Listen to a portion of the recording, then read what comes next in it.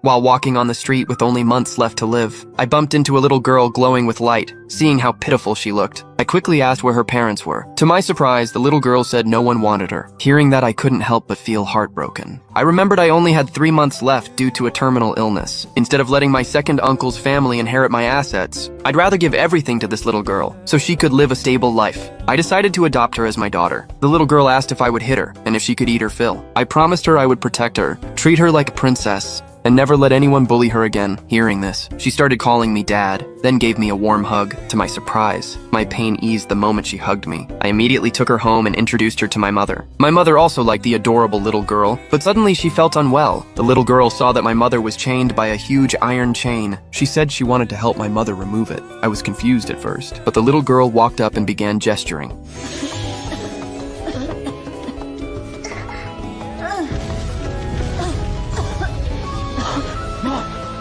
After her movements, my mother's suffocating feeling vanished instantly. The little girl said she had just thrown away Grandma's chain. Hearing that, I finally realized she might have some extraordinary power. My mother praised her as our lucky star, and immediately had gifts and new clothes prepared for her. While the little girl was picking her things, I got a call from my secretary. My company was on the verge of bankruptcy. The only hope was to get a deal with the richest family. My secretary found out they were hosting a blind box auction tomorrow. Inside the boxes were project proposals that could change one's fate. It was risky, but I had no other choice. Even the money to attend came from a loan still under review, but under the girl's lucky influence, I soon received approval. This made me like her even more. I decided to bring her to the auction and officially announce her as my heir. The auction day came quickly. My cousin and second uncle were shocked to see me there. They didn't expect me to survive after poisoning me for so long. Then they heard from others that I had named the little girl my heir. This made my second uncle furious. He swore to ruin me completely. The blind box auction was an annual event held by the richest family. Each box had a different price, but the price didn't match the value inside. Everything depended on luck.